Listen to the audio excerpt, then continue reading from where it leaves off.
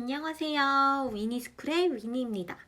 오늘은 책류가 무조건 책만 많이 읽어주면 되는 걸까? 라는 주제로 이야기 나누어 보도록 하겠습니다. 책류가 많이들 하고 계시죠? 어떻게들 하고 계신가요? 저도 지금 4살짜리 아이 책 읽기를 많이 해주고 있는데요. 읽어주다 보니 어떻게 책을 읽어주는 것이 좀 더 효과가 있을까 하는 궁금증이 생기더라고요. 그래서 오늘은 여러분들과 책류가 꿀팁을 공유하고 싶어서 이렇게 영상을 올립니다. 책류가 꿀팁. 첫 번째, 아이와 한 권의 책을 읽더라도 꼭 함께 책 내용에 대해 이야기 나누기.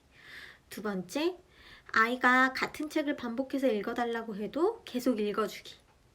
먼저 한 권의 책을 읽더라도 꼭 함께 책 내용에 대해서 이야기 나누기는 전 처음에 책 육아를 시작할 때 제가 막 욕심이 나서 처음에 목표를 1000권 읽기로 잡고서는 1000권 읽기에 도전해봐야지 하면서 무조건 하루에 10권 이상씩 읽어주기 위해서 많이 읽어주기에 급급했어요. 그러다 보니 처음에는 책 읽기를 좋아하던 아이도 흥미를 조금씩 잃어가기 시작하더라고요. 그래서 제가 아이에게 물어봤어요. 왜 처음에는 책 보는 걸 좋아하더니 요즘에는 책 읽는 거를 안 좋아해? 이렇게 물어봤더니 엄마는 나랑 얘기도 안 해주고 책만 읽는다고 이렇게 얘기를 하더라고요. 그래가지고 제가 이제 그 순간 내가 너무 욕심이 앞섰었구나 이런 생각이 들었어요.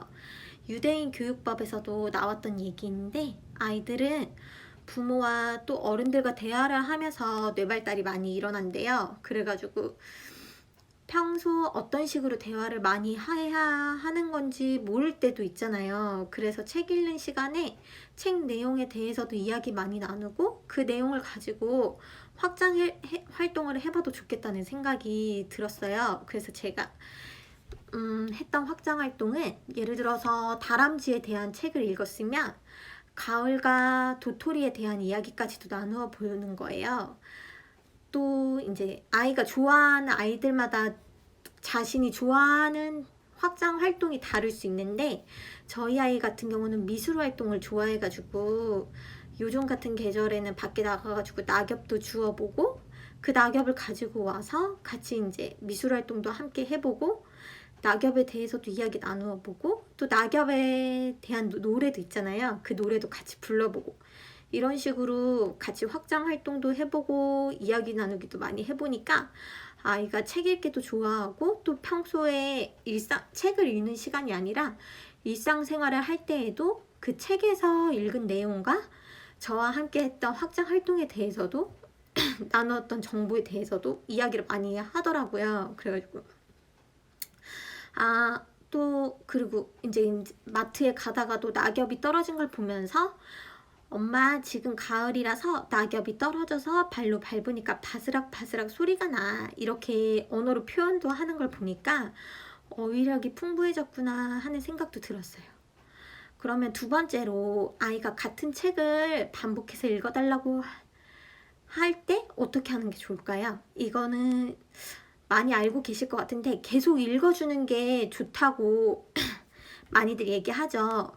저희 아이 같은 경우는 자신이 좋아하는 책이 한번 꽂히면 그걸 계속 반복해서 그 책만 읽어달라고 해요.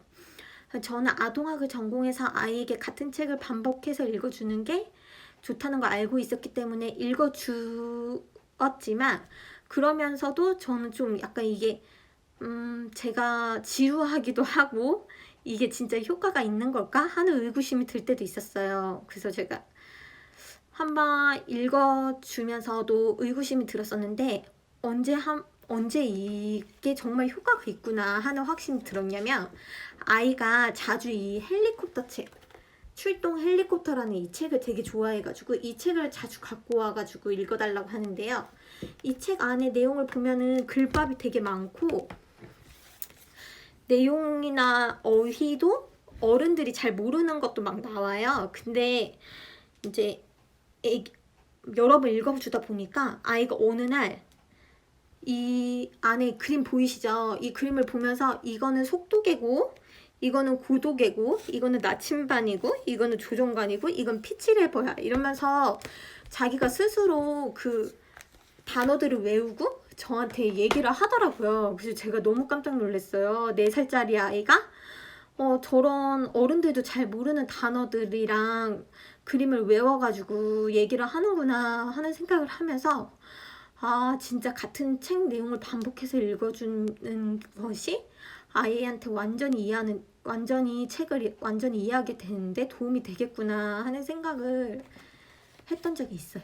그리고